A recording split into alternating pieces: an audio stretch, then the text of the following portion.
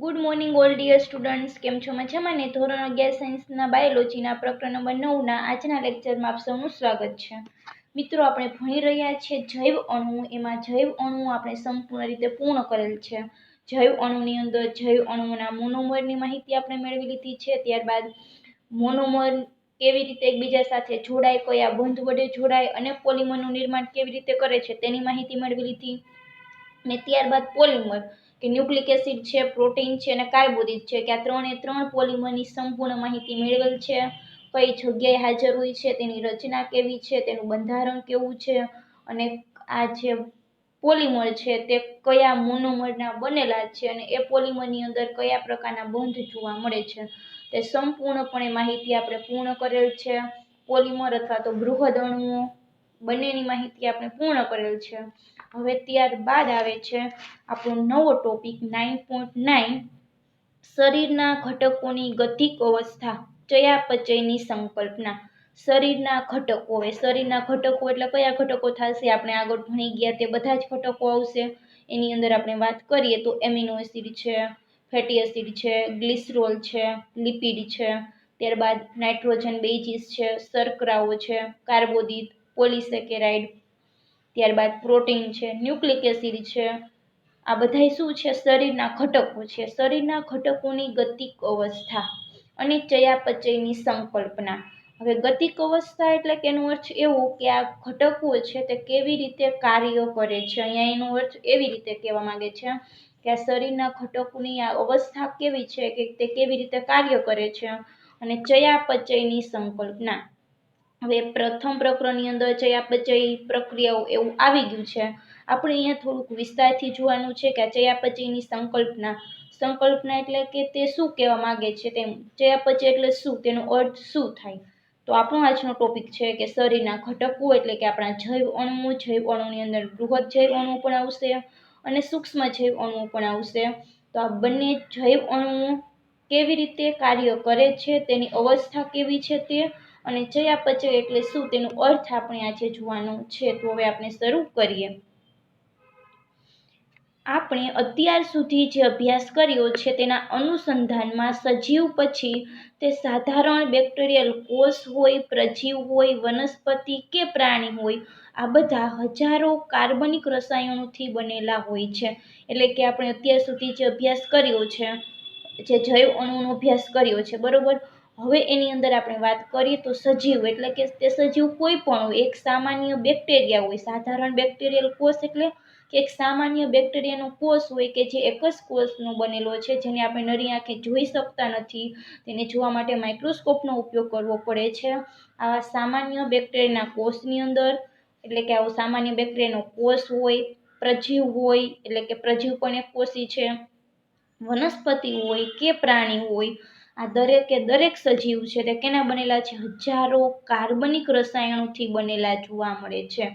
Clear આટલું કે આપણે અત્યાર સુધી અભ્યાસ કરી ગયા છે દરેકે દરેક સજીવનો. બેક્ટેરિયાનો વિશે અભ્યાસ કરી ગયા છીએ, પ્રજીવ એટલે શું, વનસ્પતિ, પ્રાણી. તો આ દરેકે દરેક સજીવ છે તે આવા હજારો કાર્બનિક રસાયણોથી બનેલા જોવા મળે છે. કયા કાર્બનિક રસાયણો તે આગળ આપણે જોઈ ગયા છીએ. આ રસાયણો કે જૈવ અણુ એક નિશ્ચિત સાંદ્રતામાં જોવા મળે છે. હવે મિત્રો અહીંયા બહુ અગત્યનું છે, એક એક લાઈન અગત્યની છે, એક એક શબ્દ અને એક એક વર્ડ અગત્યના છે અને તમારે યાદ પણ રાખવાનું છે. હવે આ રસાયણો અથવા તો આ જૈવ અણુઓ છે તે એક નિશ્ચિત સાંદ્રતામાં જોવા મળે છે. એટલે કે કોષની અંદર એ સજીવમાં તેનું કોઈ પ્રમાણ નિશ્ચિત હોય છે.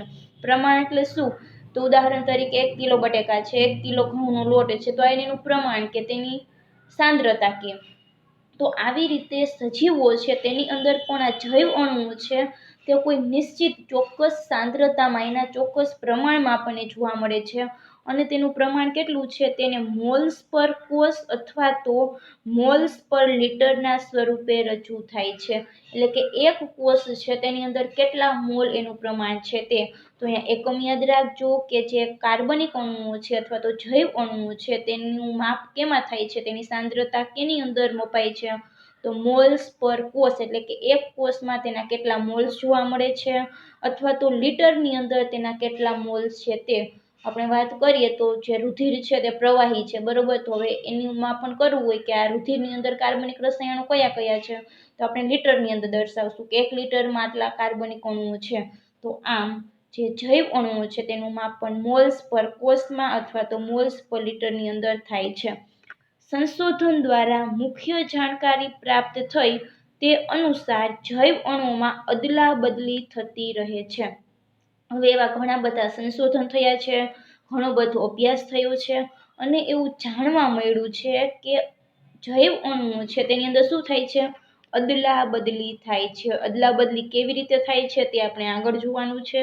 આટલું ક્લિયર પહેલા કે કોઈ પણ સજીવ હોય, સામાન્ય બેક્ટેરિયાનો કોષ હોય, પ્રજીવ હોય, વનસ્પતિ હોય કે પ્રાણી હોય, આ દરેકની અંદર 1000 કાર્બનિક રસાયણો જોવા મળે છે અને આ રસાયણો અથવા તો જૈવ અણુઓ તે સજીવની અંદર કોઈ નિશ્ચિત ચોક્કસ સાંદ્રતામાં જોવા મળે છે. એની સાંદ્રતા માપવા માટે તેને મોલ્સ પર કોષ અથવા તો મોલ્સ પર લીટરના સ્વરૂપે રજૂ કરવામાં આવે છે. હવે ઘણા બધા સંશોધન થયા છે અને એ સંશોધન પરથી એવું જાણવા મળ્યું છે કે જૈવ અણુઓ છે તે શું થાય છે, અદલા બદલી થાય છે. તો અદલા બદલી એટલે શું તે હવે આપણે જોવાનું છે. એનો અર્થ એ થાય છે કે સતત બીજા નવા જૈવ અણુઓમાં પરિવર્તન થતા રહે છે અને બીજા જૈવ અણુઓના જોડાવાથી બનતા રહે છે. સજીવોમાં આ નિર્માણ અને વિખંડન રાસાયણિક પ્રક્રિયા દ્વારા સતત થયા કરે છે.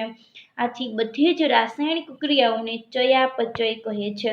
હવે જો મિત્રો અહીંયા એ કહેવા માંગે છે કે એનો અર્થ એવો કે સતત બીજા નવા જૈવ અણુમાં, એટલે કે કોઈ સામાન્ય જૈવ અણુઓ છે તે એકબીજા સાથે જોડાય અને કોઈ નવો જૈવ અણુ બનાવે છે અને આ નવો જે જૈવ અણુ બને છે તે કેવી રીતે બને છે, બીજા અણુઓના જોડાવાથી બને છે. તો હવે હું તમને સાદું ઉદાહરણ આપીને સમજાવું કે એમિનો એસિડ છે, બરોબર. આ એમિનો એસિડ શું છે, જૈવ અણુ છે. હવે આ એક એમિનો એસિડ છે, બીજો એમિનો એસિડ છે, ત્યારબાદ લઈએ ત્રીજો એમિનો એસિડ. તો આ ઘણા બધા એમિનો એસિડ એકબીજા સાથે જોડાશે પેપ્ટાઇડ બંધ વડે અને એમાંથી શું બનાવે છે, પ્રોટીન બનાવે છે. તો આ એમિનો એસિડ પણ જૈવ અણુ છે, કાર્બનિક રસાયણ છે. પ્રોટીન પણ શું છે, જૈવ અણુ છે, કાર્બનિક રસાયણ છે. તો આમ જે નાના સરળ જૈવ અણુઓ છે તે એકબીજા સાથે જોડાય અને એક જટિલ જૈવ અણુનું નિર્માણ કરે છે. તો આ પ્રક્રિયાને સંશ્લેષણની પ્રક્રિયા કહે છે. ક્લિયર આટલું? અદલા બદલી થતી રહે છે તો એનો અર્થ એવો કે ક્યારેક એવું થાય કે આપણા શરીરની અંદર એમિનો એસિડની જરૂર પડે છે, તો જે પ્રોટીન છે તે પ્રોટીનનું વિઘટન થઈ જશે, એમિનો એસિડ વચ્ચે રહેલા જે બંધ છે તે તૂટી જશે અને પ્રોટીનમાંથી એમિનો એસિડનું નિર્માણ થાય છે. તો આ પ્રક્રિયાની વિઘટનાત્મકની પ્રક્રિયા અથવા તો વિખંડનાત્મકની પ્રક્રિયા કહે છે. એટલે આમ અદલા બદલી થઈ કે જ્યારે આપણા શરીરને પ્રોટીનની જરૂર છે ત્યારે એમિનો એસિડ કે જે સરળ કાર્બનિક અણુઓ છે તે એકબીજા સાથે જોડાય અને પ્રોટીન એ પણ એક જૈવ અણુ છે, એમિનો એસિડ પણ જૈવ અણુ છે. તો આ પ્રોટીન જટિલ જૈવ અણુનું નિર્માણ કરે છે. હવે જો આપણા શરીરને એમિનો એસિડની જરૂર હશે તો એ પ્રોટીનના જે બંધ આવેલા છે તે બંધ તૂટી જશે અને એમિનો એસિડ બની જશે. તો આમ અદલા બદલી થઈ કે એમિનો એસિડમાંથી પ્રોટીન પણ બને છે અને પ્રોટીનમાંથી એમિનો એસિડ પણ બને છે. તો આ જે સંયુક્ત પ્રક્રિયા છે તેને ચયાપચયની પ્રક્રિયા કહે છે. એમાં જે એમિનો એસિડ છે તે એકબીજા સાથે જોડાય, સરળ અણુ એકબીજા સાથે જોડાય અને જટિલ અણુનું નિર્માણ કરે છે. તે પ્રક્રિયાને સંશ્લેષણાત્મક પ્રક્રિયા કહે છે. અને એની અંદર અણુઓ છે તે એકબીજા સાથે જોડવા માટે જે બંધ બને છે તે બંધ બનાવવા માટે ઉર્જાની જરૂર પડે છે. અને બીજી પ્રક્રિયા છે કે જે પ્રોટીનમાંથી જે એમિનો એસિડ બને છે તો એ પ્રક્રિયાને વિખંડનની પ્રક્રિયા અથવા તો વિઘટનાત્મકની પ્રક્રિયા કહે છે. આ વિઘટનની પ્રક્રિયા દરમિયાન એમિનો એસિડ વચ્ચેના બંધ તૂટશે એટલે એમાંથી ઉર્જા ઉત્પન્ન થાય છે અને ઉર્જા ઉત્પન્ન થાય છે તેનો ઉપયોગ આપણે કરીએ છીએ. તો આમાં જે પ્રક્રિયા છે તેને સંયુક્ત રીતે ચયાપચયની પ્રક્રિયા કહે છે. આપણે આગળ ડિટેલ્સથી જોવાનું છે. તો હવે તમને આ સમજાઈ ગયું હશે કે સતત બીજા નવા જૈવ અણુઓમાં પરિવર્તન થતા રહે છે અને બીજા જૈવ અણુના જોડાવાથી તે બનતા રહે છે.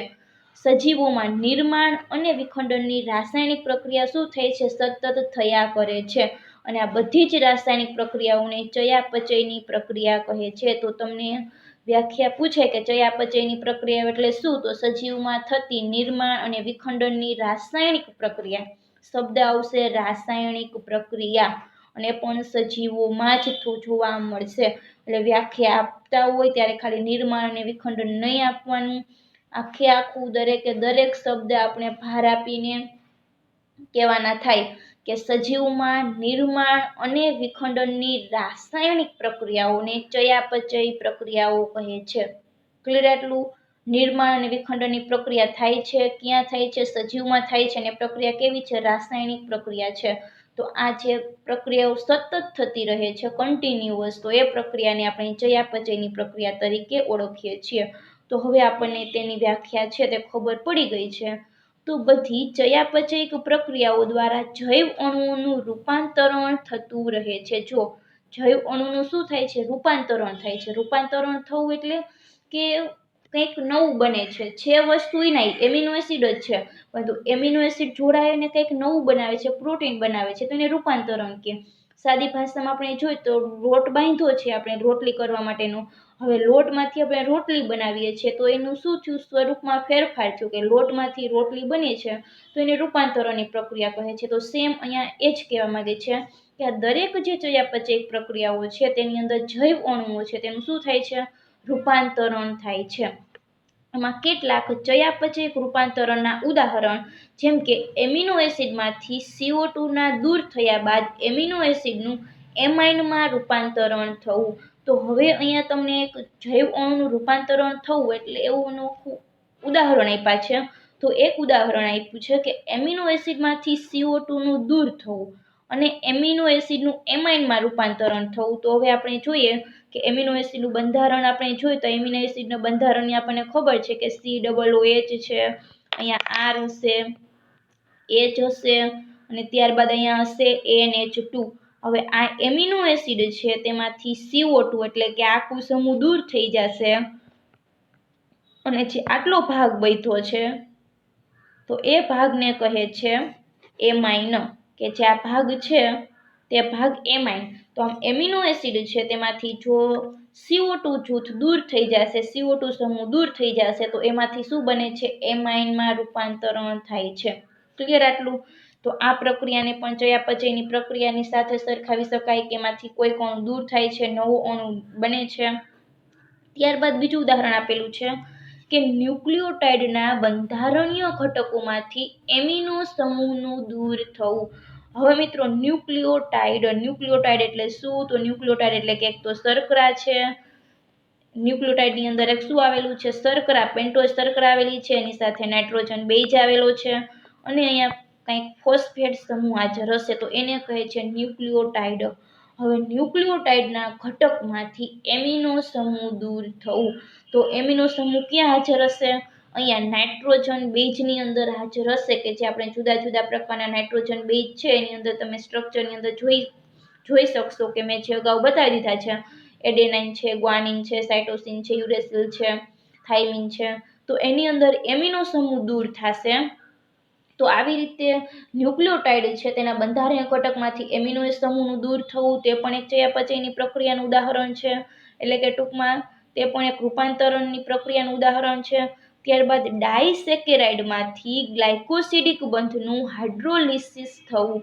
હવે ડાયસેકેરાઇડ એટલે શું? તો ડાયસેકેરાઇડ એટલે કે જેની અંદર બે મોનોસેકેરાઇડના એકમો આવેલા હોય, બે મોનોસેકેરાઇડના એકમો વચ્ચે શું હાજર હશે? ગ્લાયકોસિડિક બંધ હાજર હશે. મેં આગળના લેક્ચરમાં તમને ડ્રો કરીને સમજાવેલું હતું કે આવી રીતે કોઈ પણ બે એકજોજ પ્રકારની ડાયસેકેરાઇડ છે, આ એકજોજ પ્રકારની ડાયસેકેરાઇડની વચ્ચે આવી રીતે ગ્લાયકોસિડિક બંધ હાજર હશે તો એને કહે છે ડાયસેકેરાઇડ.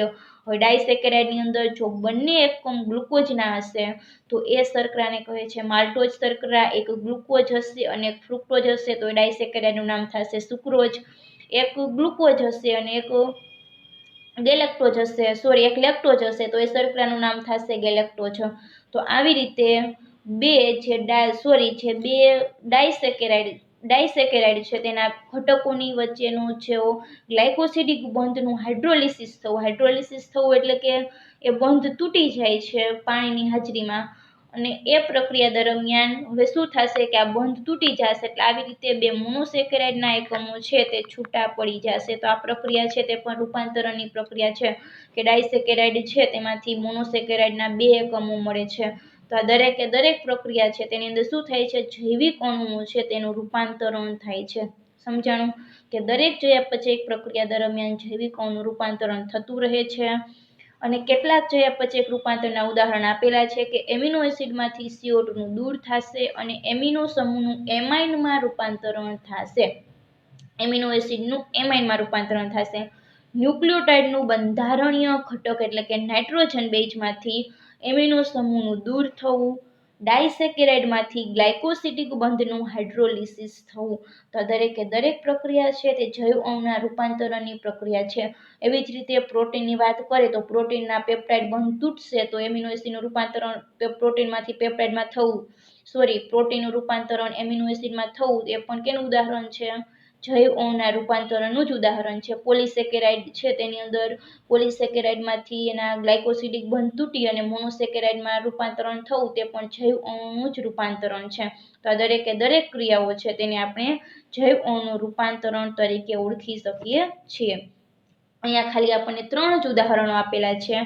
આ પ્રકારે આવા હજારો ઉદાહરણોનું લિસ્ટ બનાવી શકાય છે. તો આપણે જે અહીંયા ઉદાહરણ આપ્યા છે તો એવી રીતે આપણે આવા હજારો ઉદાહરણો છે તેનું લિસ્ટ બનાવી શકીએ છીએ. મુખ્યત્વે આ ચયાપચયક પ્રક્રિયાઓ એકલી થતી નથી, પરંતુ હંમેશા અન્ય બીજી પ્રક્રિયાઓથી તે જોડાયેલી હોય છે. હવે અહીંયા જોઈએ કે આ ચયાપચયક પ્રક્રિયાઓ એકલી નથી થતી. એકલા એમિનો એસિડ છે તે જોડાઈ જાય અને પ્રોટીન બનાવી દે. પ્રોટીનમાંથી ડાયરેક્ટ વિઘટન થઈ જાય એટલે કે પ્રોટીનના એમિનો એસિડમાં આવેલા પેપ્ટાઇડ બંધ તૂટી જાય અને એમાંથી એમિનો એસિડ બની જાય. શર્કરાઓ છે કે જે સ્ટાર્ચ છે તો સ્ટાર્ચના ગ્લાયકોસિડિક બંધ તૂટીને એમાંથી ગ્લુકોઝ બની જાય. ગ્લુકોઝ છે તે એકબીજા સાથે ગ્લાયકોસિડિક બંધ વડે જોડીને સ્ટાર્ચ બની જાય.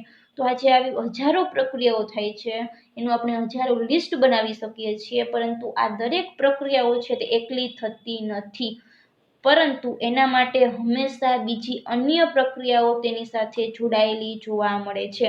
બીજા શબ્દોમાં કહીએ તો ચયાપચયકોનું એકબીજામાં પરિવર્તન એકબીજા સાથે જોડાયેલી પ્રક્રિયાઓની શૃંખલા દ્વારા થાય છે.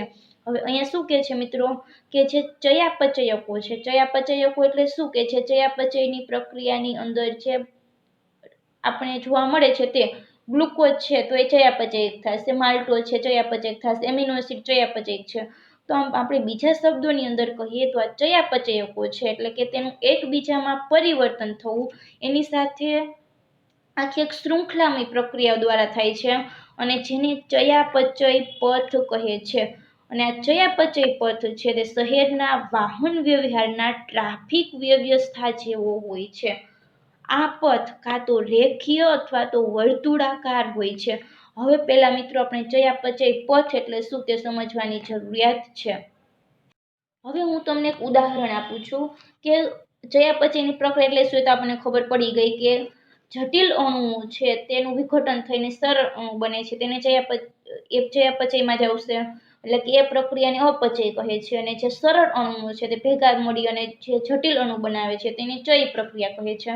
પરંતુ આ જે પ્રક્રિયાઓ છે કે જટિલ અણુનું વિઘટન થઈને સરળ અણુ બનવું, સરળ અણુ એકબીજા સાથે જોડીને જટિલ અણુ બનવું, એ પ્રક્રિયા છે તે એકલી થતી નથી એટલે કે સિંગલ નથી હોતી.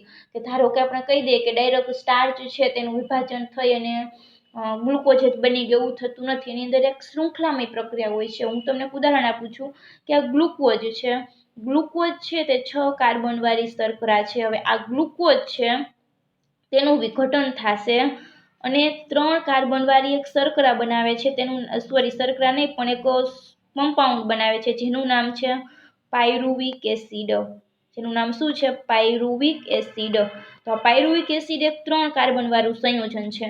તો હવે ગ્લુકોઝ 6 કાર્બનવાળું સંયોજન છે તે સરળ રીતે વિઘટન પામી અને પાયરુવિક એસિડની અંદર રૂપાંતરણ પામે છે. તો ડાયરેક્ટલી સીધું ગ્લુકોઝમાંથી પાયરુવિક એસિડ બની જતું નથી. ગ્લુકોઝમાંથી આવા 10 સ્ટેપ આવે છે અને 10 સ્ટેપ પછી લાસ્ટમાં પાયરુવિક એસિડ બને છે એટલે કે વચ્ચે ગ્લુકોઝ છે તે ગ્લુકોઝમાંથી આગળ ગ્લુકોઝ 6 ફોસ્ફેટ બનશે. ગ્લુકોઝ 6 ફોસ્ફેટ છે ત્યારબાદ આગળ ફ્રુક્ટોઝ 1,6-બાયફોસ્ફેટની અંદર રૂપાંતરણ પામશે। ત્યારબાદ જે ફ્રુક્ટોઝ 1,6-બાયફોસ્ફેટ છે તેનું ગ્લિસરાલ્ડિહાઇડ 3-ફોસ્ફેટમાં રૂપાંતરણ થશે। ત્યારબાદ તે ટ્રાયોજ ફોસ્ફેટની અંદર, ત્યારબાદ તે 3-ફોસ્ફોગ્લિસરિક એસિડની અંદર રૂપાંતરણ પામશે। ત્યારબાદ ફોસ્ફોગ્લિસરેટમાં, ત્યારબાદ ફોસ્ફોઇનાઇલ પાયરુવેટમાં અને છેલ્લે પાયરુવિક એસિડની અંદર।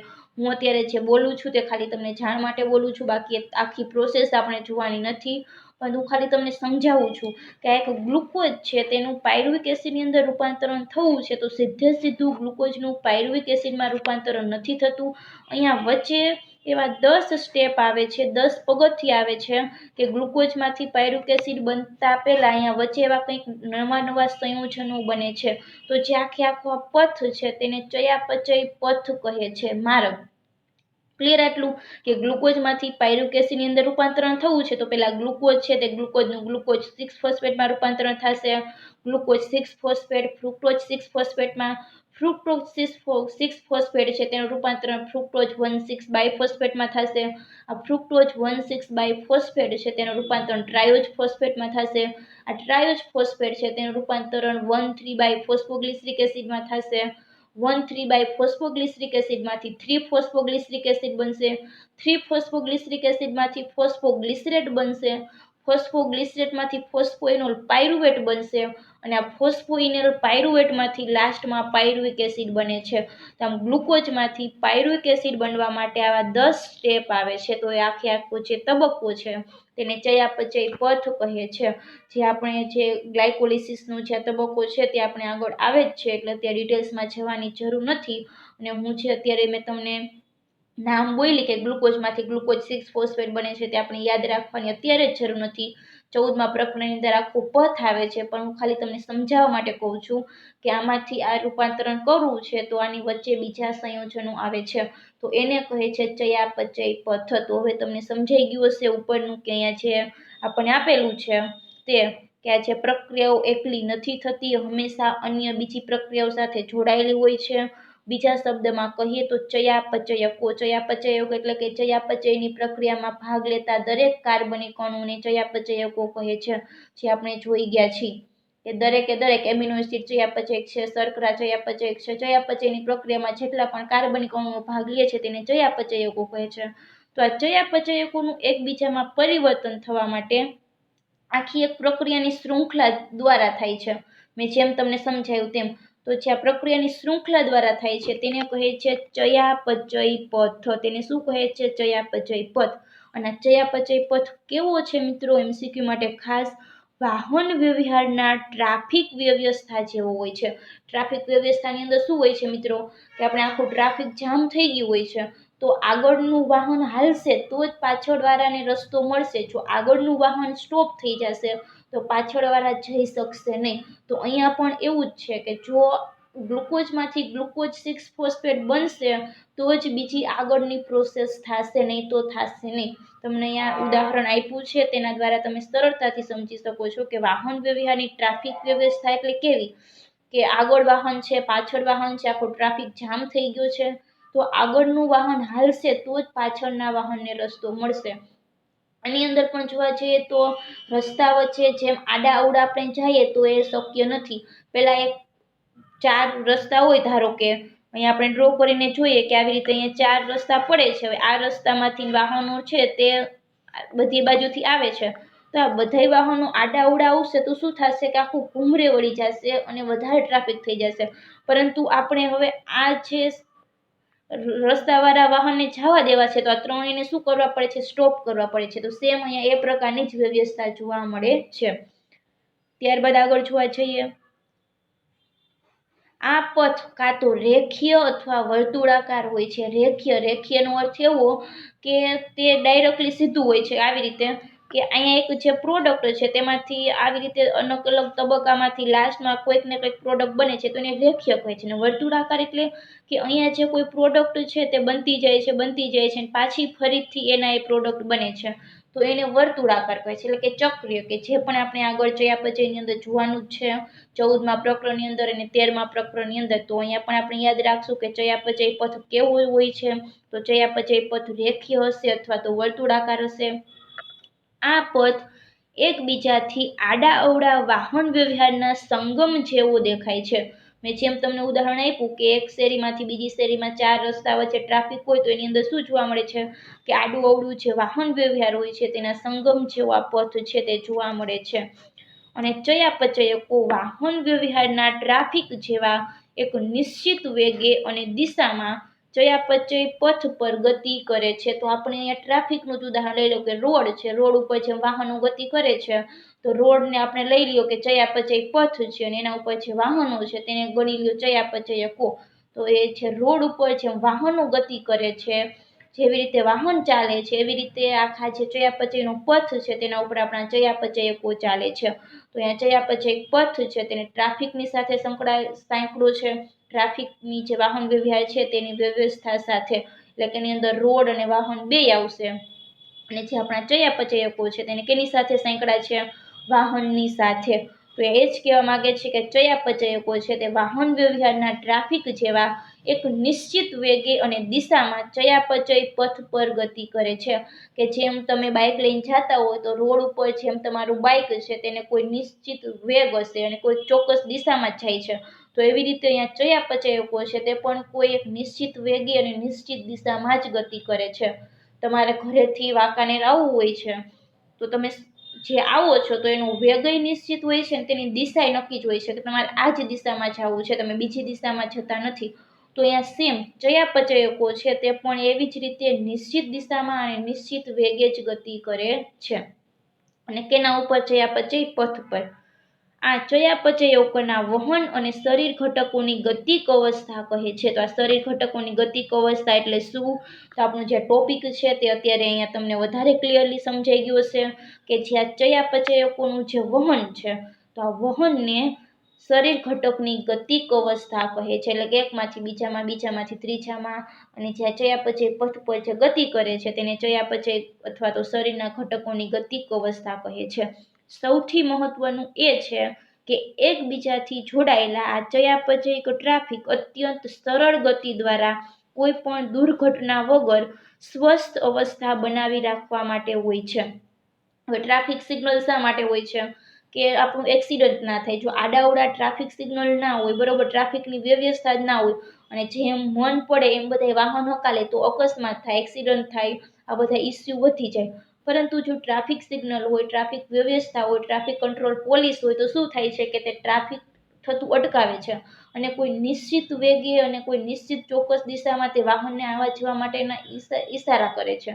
તો સેમ અહીંયા એવું જ થાય છે કે જે ચયાપચયકો છે તે આવી રીતે કોઈ સરળ ગતિ દ્વારા એનું કાર્ય કરે છે, સરળ ગતિ કરે છે, એના કારણે જે દુર્ઘટના છે તેના વગર તે સારી રીતે કાર્ય કરી શકે છે. જો ટ્રાફિક વ્યવસ્થા જેવી વ્યવસ્થા ન જોવા મળે તો જેમ મેં તમને ઉદાહરણ આપ્યું કે ટ્રાફિક વ્યવસ્થા ના હોય, સિગ્નલ ન હોય, કોઈ પોલીસમેન ના હોય કે જે ટ્રાફિક કંટ્રોલર ન કરતું હોય, બધે આડેધડ થાય તો શું થાય? દુર્ઘટના થાય. તો એવી જ રીતે અહીંયા પણ જે આખી ચયાપચયની પ્રક્રિયા છે તે અત્યંત સરળ ગતિ દ્વારા થાય છે અને એની અંદર પણ જેવી રીતે ટ્રાફિકના રૂલ્સ આપણને લાગુ પડે છે સેમ એવા જ રૂલ્સ અહીંયા શરીરની જે ગતિક અવસ્થા છે તેની અંદર પણ જોવા મળે છે. એટલા માટે કોઈ પણ દુર્ઘટના વગર આ દરેક ક્રિયાઓ છે તે સ્વસ્થ રીતે થતી જોવા મળે છે. અને આ ચયાપચય પ્રક્રિયાઓ છે તેની બીજી વિશેષતા એ છે કે તેઓની પ્રત્યેક રાસાયણિક પ્રક્રિયાને ઉત્પ્રેરિત પ્રક્રિયાઓ કહે છે. હવે આ ચયાપચયની જે પ્રક્રિયા છે તેની બીજી જે વિશિષ્ટતા શું છે? તો પ્રત્યેક રાસાયણિક પ્રક્રિયા છે તેને ઉત્પ્રેરિત પ્રક્રિયાઓ છે. ઉત્પ્રેરિત પ્રક્રિયાઓ એટલે શું મિત્રો? ઉત્પ્રેરિત પ્રક્રિયાઓ એટલે કે એવી પ્રક્રિયાઓ કે જેને થવા માટે કોઈ ઉત્પ્રેરકની જરૂર હોય. ઉત્પ્રેરકની જરૂર એટલે કે ઉદાહરણ તરીકે તમારે વાંચવા બેસવું છે, તમે ત્યાં સુધી નહીં વાંચો કે જ્યાં સુધી તમને ટોકવામાં ન આવે, જ્યાં સુધી તમને કહેવામાં ના આવે. તો ધારો કે તમારી મમ્મી તમને વાંચવા બેસાડે છે, ટોકીને, ખીજાઈને કે ગુસ્સેથીને વાંચવા બેસ, તો તમારી મમ્મી કેવું કાર્ય કરે છે? ઉત્પ્રેરકનું કાર્ય કરે છે. કેમ કે તમારે વાંચવું છે પરંતુ જ્યાં સુધી તમને કોઈ ગુસ્સે થઈને, કોઈ ખીજાઈને નહીં કે ત્યાં સુધી તમે વાંચવા બેસશો નહીં. તો આવી રીતે અહીંયા પણ જ્યાં ચયાપચય પ્રક્રિયાઓ થાય છે, જે રાસાયણિક પ્રક્રિયાઓ થાય છે તે પ્રક્રિયાઓ કેવી છે? ઉત્પ્રેરિત પ્રક્રિયાઓ છે. એટલે કે તેને શરૂ થવા માટે અને તેને બંધ થવા માટે કોઈ એવા ઉત્પ્રેરકની જરૂર પડે છે। તો ઉત્પ્રેરક એટલે શું, તે આપણા ઉત્સેચકો છે કે જે આગળ આપણે પ્રકરણની અંદર ભણવાનું છે, એટલા માટે અહીંયા તેને સંકલ્પનામાં મૂકેલું છે। તો જીવન તંત્રમાં કોઈ પણ ચયાપચયિક રૂપાંતરણ ઉત્પ્રેરક વગર પૂર્ણ થતું નથી। જીવન તંત્રની અંદર કોઈ પણ ચયાપચયિક રૂપાંતરણ એટલે કે સરળમાંથી જટિલ અણુ બનવું કે જટિલમાંથી સરળ અણુ બનવું તે ઉત્પ્રેરક વગર પૂર્ણ થતું નથી। તો ઉત્પ્રેરક એટલે શું, તો ઉત્પ્રેરક એટલે કે એવા ઘટકો, એવા અણુઓ કે જે પ્રક્રિયામાં વપરાતા નથી, પ્રક્રિયાને ઝડપી બનાવે છે, પ્રક્રિયાને વેગીલી બનાવે છે અને પ્રક્રિયા પૂર્ણ થઈ જાય ત્યારબાદ એના મૂળ સ્વરૂપે તે આપણને પાછા મળે છે, તો એને કહે છે ઉત્પ્રેરકો। તો CO2 નું પાણીમાં ઓગળવું એ ભૌતિક પ્રક્રિયા છે, એટલે કે કાર્બન ડાયોક્સાઇડ છે તે પાણીમાં ઓગળશે, તે પ્રક્રિયા કેવી પ્રક્રિયા છે, ભૌતિક પ્રક્રિયા છે। ઉત્પ્રેરક કે જે કોઈ પણ ચયાપચયિક રૂપાંતરણની ગતિ વધારે છે અને તે પણ એક પ્રોટીન હોય છે। જો મિત્રો અહીંયા ઉત્સેચકની વાત થાય છે કે ઉત્પ્રેરક શું છે, તો ઉત્પ્રેરક તે ચયાપચયની જે રૂપાંતરણની ગતિ છે તેને વધારે છે અને તે પણ કેવા હોય છે, તે એક પ્રોટીનના બનેલા હોય છે અને એવા પ્રોટીન કે જેમાં ઉત્પ્રેરણ એટલે કે ઉદ્દીપનની ક્ષમતા હોય છે તેને ઉત્સેચકો કહેવાય છે। મિત્રો આગળ આપણે પ્રકરણની અંદર ઉત્સેચકો આવે જ છે, ઉત્સેચકો ભણવાનું છે, એટલા માટે અહીંયા ચયાપચયની સંકલ્પનાની અંદર ઉત્સેચકો પણ અગત્યના છે। એટલે પહેલા તો આપણે સમજી લીધું કે સજીવની અંદર આવા હજારો કાર્બનિક જૈવ અણુઓ, રસાયણો જોવા મળે છે। તે બેક્ટેરિયા હોય, કોષ હોય, પ્રજીવ હોય, વનસ્પતિ હોય કે પ્રાણી હોય, બરોબર, તેનું કોઈ નિશ્ચિત સાંદ્રતામાં તે રસાયણ જોવા મળે છે, જૈવ અણુ જોવા મળે છે। તેને મોલ્સ પર કોષ અથવા તો મોલ્સ પર લીટરમાં રજૂ કરવામાં આવે છે। ત્યારબાદ જોવા જઈએ તો આ જૈવ અણુઓ છે તેની અદલા બદલી થતી રહે છે, એટલે કે એનો અર્થ એવો કે સતત બીજા નવા જૈવ અણુની અંદર તેનું પરિવર્તન થતું રહે છે અને જે આ નવા જૈવ અણુઓ છે તે બીજા જૈવ અણુના જોડાવાથી બને છે। નિર્માણ અને વિખંડન એટલે કે વિઘટનની પ્રક્રિયા સતત થતી રહે છે। તો સજીવમાં થતી આ નિર્માણ અને વિખંડનની પ્રક્રિયાને ચયાપચયિક પ્રક્રિયાઓ કહે છે। ચયાપચયિક પ્રક્રિયા દરમિયાન જૈવ અણુનું રૂપાંતરણ થાય છે, તેના આપણે 3 ઉદાહરણ જોયા કે એમિનો એસિડમાંથી CO2 દૂર થવાથી એમિનો એસિડનું એમાઇનમાં રૂપાંતરણ થાય છે, ન્યુક્લિયોટાઇડના બંધારણીય ઘટકમાંથી એમિનો સમૂહનું દૂર થવું, ડાયસેકેરાઇડનું હાઇડ્રોલિસિસ થવું, ગ્લાયકોસિડિક બંધનું હાઇડ્રોલિસિસ થવું અને એમાંથી મોનોસેકેરાઇડ બનવું, તો એની ઉદાહરણ 3 જોયા। આવી રીતે આવા આપણે હજારો ઉદાહરણનું લિસ્ટ બનાવી શકીએ અને જે આ ચયાપચયિક પ્રક્રિયાઓ છે તે એકલી થતી નથી, હંમેશા એની સાથે બીજી પ્રક્રિયાઓ જોડાયેલી હોય છે અને આપણે જોવા જઈએ તો આ ચયાપચયકો છે તેનું એકબીજામાં પરિવર્તન થવું એટલે એકબીજામાં અદલા બદલી થવી, તો એની સાથે આખી એક જોડાયેલી પ્રક્રિયાની શૃંખલા હોય છે, એને આપણે ચયાપચયી પથ કહીએ છીએ, બરોબર, સમજો મિત્રો। અને ચયાપચયી પથ છે તે કેના જેવો છે, વાહન વ્યવહારના ટ્રાફિક જેવો છે। એ પથ કાં તો રેખીય હશે અથવા તો વર્તુળાકાર હશે અને એની અંદર જોવા જઈએ તો જેવી રીતે રોડ ઉપર વાહન ગતિ કરે છે, વાહન વ્યવહાર જેવો છે, એવી રીતે ચયાપચયી પથ પર ચયાપચયકો ગતિ કરે છે। જેમ વાહનની દિશા અને વેગ નિશ્ચિત હોય છે, એવી જ રીતે ચયાપચયિક પથ પર ગતિ કરતા ચયાપચયકોની વેગ અને દિશા નક્કી હોય છે, નિશ્ચિત હોય છે। ચયાપચયકો એટલે શું, તો ચયાપચયની પ્રક્રિયામાં જોવા મળતા રાસાયણિક અથવા તો જૈવિક અણુઓ કે જેને ચયાપચયકો કહે છે। અને સૌથી મહત્વનું આપણે જોવા જઈએ તો આ ચયાપચયકની જે પ્રક્રિયા છે તે અત્યંત સરળ ગતિ દ્વારા થાય છે, એના કારણે કોઈ પણ દુર્ઘટના વગર સ્વસ્થ રીતે આ પ્રક્રિયા થતી રહે અને કોઈ પણ સજીવ છે તે સ્વસ્થ રીતે જીવન જીવી શકે। આ પ્રક્રિયા સ્વસ્થ થશે તો જ જીવન સરળ અને સ્વસ્થ જીવી શકાશે, બાકી એ પ્રક્રિયાની અંદર કોઈ પણ દુર્ઘટના ઘટી તો રોગો થાય છે કે જે પણ આપણે આગળ ક્યાંક ને ક્યાંક જોવાનું થશે। ટૂંકમાં આપણે યાદ રાખવાનું છે કે ચયાપચયિક પ્રક્રિયાઓ સારી રીતે થશે તો તંદુરસ્ત વ્યક્તિ છે, જો એની અંદર કંઈક ના કંઈક ફોલ્ટ પડ્યો, કંઈક ક્ષતિ એવી કંઈક થયું તો શું થશે કે કંઈક ને કંઈક રોગ થશે કે આ જીવનની આખું જે સ્વાસ્થ્ય છે તે બગડશે। તેના વિશે અત્યારે આપણે ડિટેલ્સમાં જવાનું નથી, તે આગળ આપણે 11-12માં આગળ સિલેબસમાં ક્યાંક ને ક્યાંક આવશે જ। તો આમ હવે અહીંયા સુધીનું આપણે ક્લિયર થઈ ગયું, બરાબર. હવે શું થાય છે કે આ ચયાપચય પ્રક્રિયાઓ છે તે ચયાપચય પ્રક્રિયાની બીજી વિશેષતા શું છે કે તેઓની પ્રત્યે રાસાયણિક ક્રિયા ઉત્પ્રેરિત પ્રક્રિયાઓ છે. એટલે કે આ ચયાપચય પ્રક્રિયા એકલી થતી નથી, તે ઉત્પ્રેરિત પ્રક્રિયા છે. એટલે કે એને થવા માટે કોઈ એવા ઉત્પ્રેરકની જરૂર પડે છે. ઉદાહરણ તરીકે ગ્લુકોઝમાંથી પાયરુક એસિડ બનાવવું છે તો ગ્લુકોઝમાંથી પાયરુક એસિડ બનાવવા માટે કોઈ ઉત્સેચકની જરૂર પડે છે. તો એ જે શું કરે છે કે પ્રક્રિયા બનાવવાનું શરૂ કરે છે, તો એને ઉત્પ્રેરક કહે છે. તો જીવનતંત્રમાં કોઈ પણ ચયાપચય પ્રક્રિયા ઉત્પ્રેરક વગર પૂર્ણ થતી નથી. બરોબર યાદ રાખજો મિત્રો. અને ઉત્પ્રેરક એટલે શું, તો અહીંયા આગળ આપેલું છે, એક ઉદાહરણ આપ્યું છે કે CO2 છે તેનું પાણીમાં ઓગળવું ભૌતિક પ્રક્રિયા છે. હવે ઉત્પ્રેરક એટલે કે કોઈ પણ ચયાપચય રૂપાંતરણની ગતિને વધારે છે, અને તે પણ કેના બનેલા હોય છે, જો તે પ્રોટીનના બનેલા હોય છે, અને એવું પ્રોટીન કે જે ઉત્પ્રેરણ એટલે કે ઉદ્દીપનની ક્ષમતા ધરાવે તેને ઉત્સેચક કહે છે. હવે મિત્રો આપણા શરીરની અંદર ઘણા બધા પ્રોટીન આવેલા છે. એની અંદર આપણે પ્રોટીનની અંદર પણ આપણે જોયું હતું કે કયા કયા પ્રોટીન આવેલા છે, તે આખું લિસ્ટ પ્રોટીનના કાર્યની અંદર આપણે આવી ગયું છે. કોલેજન છે, ટ્રિપ્સિન છે, ઇન્સ્યુલિન છે, એન્ટીબોડી છે, ગ્લુટ4 છે, તે બધાય શું છે, પ્રોટીન છે. પરંતુ એ બધાય પ્રોટીન અહીંયા ઉત્સેચક તરીકે કાર્ય કરતા નથી.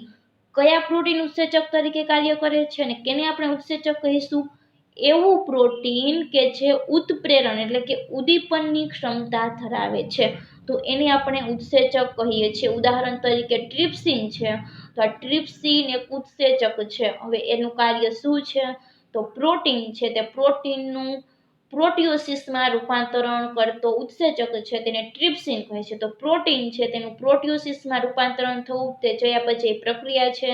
તો આ પ્રોટીનનું પ્રોટિયોસિસમાં રૂપાંતરણ ટ્રિપ્સિન ઉત્સેચક દ્વારા થાય છે. તો ટ્રિપ્સિન ઉત્સેચક છે, એક પ્રોટીન છે, એવું પ્રોટીન કે જે ઉદ્દીપન અથવા તો ઉત્પ્રેરણની પ્રક્રિયા સાથે સંકળાયેલું છે, તો એને ઉત્સેચક કહે છે. અહીંયા બરોબર સમજો મિત્રો કે આપણા શરીરની અંદર એવા ઘણા બધા પ્રોટીન આવેલા છે. બધા પ્રોટીન ઉત્સેચક છે નહીં. કેને ઉત્સેચક કહે છે, કે એવા પ્રોટીન કે જે ઉત્પ્રેરણ એટલે કે ઉદ્દીપનની ક્ષમતા ધરાવે તેને ઉત્સેચકો કહે છે. તો અહીંયા ચયાપચયની પ્રક્રિયામાં ઉત્સેચકો જરૂરી છે. ઉત્સેચક વગર કોઈ પણ ચયાપચય પ્રક્રિયા થશે જ નહીં. તો હજીથી અહીંયાથી 3 લાઈન સમજાવું છું મિત્રો કે આ ચયાપચય પ્રક્રિયાઓ છે, આ રાસાયણિક પ્રક્રિયાઓ છે, તે ઉત્પ્રેરિત પ્રક્રિયાઓ છે. જીવનતંત્રની અંદર આ ચયાપચય રૂપાંતરણ ઉત્પ્રેરણ વગર પૂર્ણ થતું નથી. ઉત્પ્રેરણ એટલે શું, કે તે પ્રક્રિયાઓ છે તેને પ્રેરે છે, તેની શરૂઆત કરાવે છે. અને આ છે ઉત્પ્રેરક એટલે કે કોઈ પણ ચયાપચય રૂપાંતરણની ગતિને વધારે છે, કે જે ગતિ જે પ્રક્રિયા ધીમી ઝડપે થતી હોય તો આ ઉત્સેચકની હાજરીમાં તે પ્રક્રિયા ઝડપી થાય છે. અને તે પણ આ ઉત્પ્રેરક પણ શું છે, પ્રોટીન છે. અને હવે એવું પ્રોટીન કે જે ઉત્પ્રેરણ અથવા તો ઉદ્દીપનની ક્ષમતા ધરાવે તેને ઉત્સેચક કહે છે. તો અહીંયા ઉત્સેચકની વ્યાખ્યા આપેલી છે. એટલા માટે આપેલું છે કે આગળ પ્રકરણની અંદર આપણે ઉત્સેચકો ભણવાના છે એટલા માટે. તો આ છે મિત્રો શરીરના ઘટકોની ગતિક અવસ્થા અને ચયાપચયની સંકલ્પના. ત્યારબાદ નેક્સ્ટ ટોપિક આવે છે કે જીવનનો આધાર ચયાપચય, કે જે આપણે નેક્સ્ટ લેક્ચરની અંદર જોશું. મિત્રો મેં જેમ સમજાયું છે તેમ સારી રીતે સમજજો. એક એક શબ્દ ઉપર અને એક એક લીટી ઉપર ભાર આપજો, કારણ કે MCQ ગમે ત્યાંથી કોઈ પણ રીતે પૂછાઈ શકે. આપણે સારી રીતે સમજ્યા હશું, સારી રીતે તૈયાર કર્યું હશે તો ગમે તેવા હાર્ડ MCQ હશે તો પણ આપણે તેને સહેલાઈથી સોલ્વ કરી શકશું. તો સારી રીતે વિડીયો જોવાનો છે. જો કદાચ વિડીયોમાં ક્યાંક અટવાઈ જાઓ, કોન્સન્ટ્રેશન ન રહે, ક્યાંક ધ્યાન ભટકી જાય, તો જ્યાંથી તમારી લિંક તૂટી ગઈ છે તો તમે વિડીયો પાછળથી જ્યાંથી તૂટી ગઈ છે લિંક ત્યાંથી ફરીથી જોવાનું શરૂ કરો. સારી રીતે સમજીને જોવાનું ટ્રાય કરો. સામે બુક રાખજો, બુકની અંદર જોતા જાજો અને જ્યાં જરૂર પડે ત્યાં લખતા જાજો. અને આપણે 2 વાર તો લખીને તૈયાર કરવાનું છે, કે જે તો તમે બધા કરો જ છો. તો આ મિત્રો સારી રીતે એક એક શબ્દ, એક એક લીટી અને એક એક જે વસ્તુ છે તેના ઉપર ભાર આપીને સારી તૈયારી કરજો, જેના કારણે ગમે તેટલા હાર્ડ MCQ હોય તો પણ આપણે સહેલાઈથી આવડી જાય. તો આટલું સારી રીતે તૈયાર કરવાનું છે. આજે અહીંયા સુધીનું રાખીએ. બાકીનું હવે આપણે નેક્સ્ટ લેક્ચરની અંદર જોશું. Thank you so much and all the best.